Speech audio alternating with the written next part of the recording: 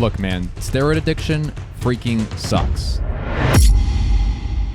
Those injections are typically used by bodybuilders and extreme athletes to get that extra competitive edge that they wouldn't have had otherwise. Steroid addiction, though, can ruin your freaking life, man. They may seem harmless at first, but they can cause a lot more damage than people realize. And while I don't know the full story of the person that used to live here, I can piece together what may have happened just based off of my conversations with the neighbors and from what I have found while cleaning up the home. The facts of the situation are as follows. The person here was extremely well educated. He had a master's degree from a top university in something like aerospace engineering. He was a really smart guy. He had quite a large family, a fairly lucrative job considering this was $1 million home, and unfortunately the house was foreclosed on, so the bank repossessed it. So our client is actually the bank because they want to auction this house off, but they cannot do it with the current state of the home.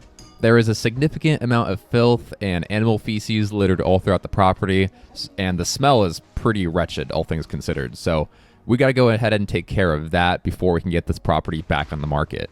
So to start off this project, I'm literally just going to start in the living room and begin taking out all the contaminated material. This kind of job is a complete muck out, so I'm taking the mattress, I'm taking the furniture, and eventually we're going to have to take out all the carpet as well once we get to it.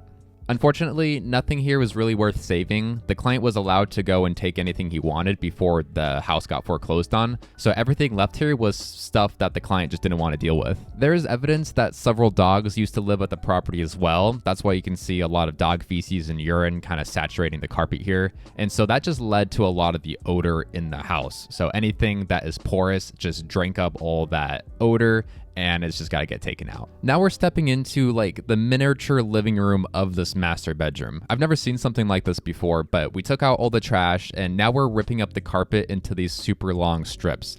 I've never done carpet like this before, I just learned this today, but essentially what you do is you cut a long strip and it allows you to roll up the carpet and the carpet pad underneath it at the same time. Just helps save a lot of space in the box truck and a lot of time too, so you're not ripping up 2 layers of carpet. So as the team and I keep doing this, I want to give y'all a quick backstory on steroid usage and how it could possibly lead to a situation that you see before you today. Many of y'all have probably heard of the phrase roid rage, and that was actually birthed from the tragic story of Chris Benoit. Chris was a professional wrestler back in 2007, and what happened is he killed his wife and kids in a fit of rage before taking his own life. His autopsy report showed that Benoit had super high levels of testosterone in his system, fueling tons of speculation that steroid-induced aggressions, or roid rage, played a major role in this tragedy. So the point of that story is just don't do drugs, kids. It's not worth it. But we got this bedroom from this hot mess over to this, which I'm really excited about. We're making great progress on this. Now that we're done with that, I want to take y'all on a quick little trip with me upstairs to the second guest bedroom. And supposedly, this is where the mother was locked up with the dogs to keep her company. That's what the neighbors said at least, and whether that's true or not, you know, who knows? I think it's complete baloney, but, you know, I wouldn't be surprised. I've seen worse things than that in my experience. I mean, between the forced suicides I've had to clean up and the sex dungeons I've had to clean, you know, I've really seen more than my fair share of, you know, complete human depravity.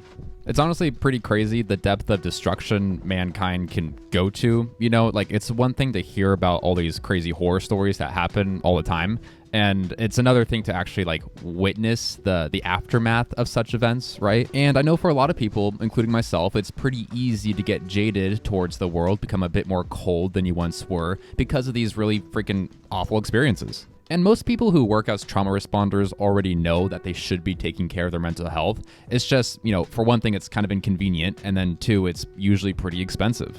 Luckily, there are companies out there that are tackling that issue head on. Like BetterHelp, for example, the sponsor of today's video, has taken massive strides in supporting the trauma response community. BetterHelp is a platform where therapists and their clients can communicate effectively and get the most out of therapy. They actually started working with the trauma intervention program down here in San Diego to give all their trauma response volunteers, as well as their trauma victims, access to 4 weeks of free online therapy. It's seriously one of the coolest things I've ever seen a company do for trauma victims. I've personally used the platform quite a bit for managing some of my ADHD symptoms, as well as talking about, you know, the crappy things at work I see, and it's honestly been quite a game changer. I typically get a lot of racing thoughts swirling around in my brain from the work I'm involved with, And it's really hard to let go of these things. Through my therapy sessions, however, I've been able to talk about the overwhelming thoughts bogging me down and actually come up with some healthy coping mechanisms and reframing strategies that allow me to persevere through these really, really tough days. Having these sessions completely online means I can do my therapy whenever and wherever I feel like, which is perfect for me since I'm so busy jumping around to different job sites. So if you're struggling and you think you'd benefit from a therapy session, please click the link in the description or go to betterhelp.com/beclean and get 10% off your first month of therapy.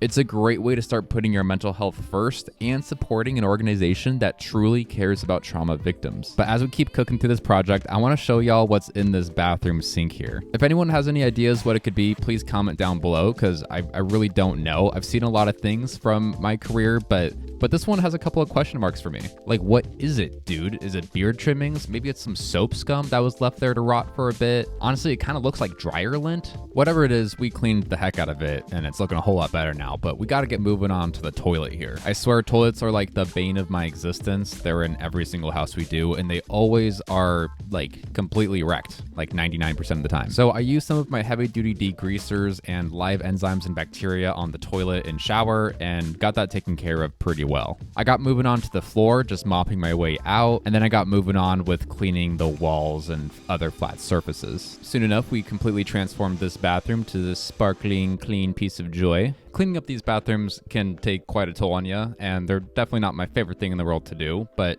that doesn't matter because we have this bathroom to clean now. Let's go. These things are pretty light in comparison because all you gotta do is spray it down with your live enzymes and bacteria to break down the biohazards. And then you just take a really strong scrub brush. I'm using some of the Scrub Daddy scour pads here, and then you just simply scrub the heck out of it. You do got to be a little careful here though, because if you're scrubbing too hard or if you use something with bristles, it's going to start flinging stuff everywhere, so you got to watch out for that. Obviously, you got to wear the full PPE with the face mask and respirator because you don't want any of that icky stuff flinging into your eyeballs. I've heard countless horror stories of newbies on the job site trying to cut corners and work fast to impress their crewmates, only to end up in the hospital with life-threatening infections. Like this one guy 2 weeks into the career cut himself on some tile flooring because he was trying to speed through it.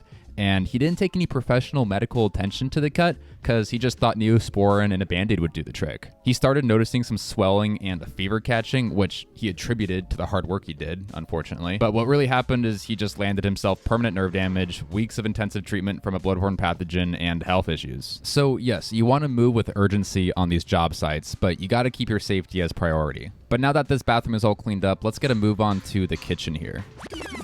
This area has a ton of grease and grime covered throughout all the surfaces, so I'm going to use some of LA's Totally Awesome degreaser and see how it works. Some people swear by this product, so I think trying it out on a place like this will really see what it's made out of. This topic is usually a really hot debate within the crime scene and hoarding cleanup community of like which products are best to use on scene and which products will get the job done the fastest. A lot of companies out there have their own proprietary blend that they use that only they know how to use. I know in the early days of this industry, a lot of cleaning technicians and operators weren't even allowed to know the ingredient list of their cleaning agents in fear of, trade secret information getting out. That's largely been done away with because it's really not that complicated. Hydrocarbon solvents, sodium hydroxide alkaline agents, and anionic surfactants like SLS are typically what I look for in a good degreaser, and this product has it all on paper, so theoretically it should get the job done, but nothing beats the old tried and true method of just using it and see if it cleans well, you know what I mean? When it comes to the actual disinfection of a surface, that's when you really got to be paying attention of the products you're using. Because to disinfect methamphetamine is a whole lot different than disinfecting C. diff or MRSA virus, things like that. Unfortunately, there's no multi-purpose disinfectant that can just capture everything. There's some really good options out there, like Crystal Clean can disinfect methamphetamine, and Easy Decon is fantastic for bloodborne pathogens and mold mycotoxins. But if all that sounds too overwhelming and complicated, don't worry. For most household disinfection, just go with like a Clorox or a Lysol. That will pretty much disinfect anything that you'll really come in contact with throughout your life. Hopefully you're not cooking up meth in your house, but if you are, link in bio if you need the product, I got you. And now as we're coming up to the end of this kitchen deep clean, I'm busting out the Ryobi Power Scrubber. This thing is super dope. It takes a lot of the physical labor out of scrubbing tons of surface area.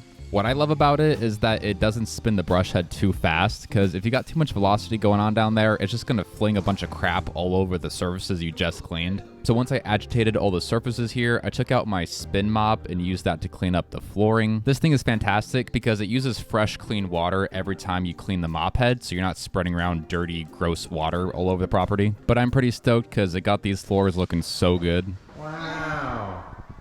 It's so pretty in here.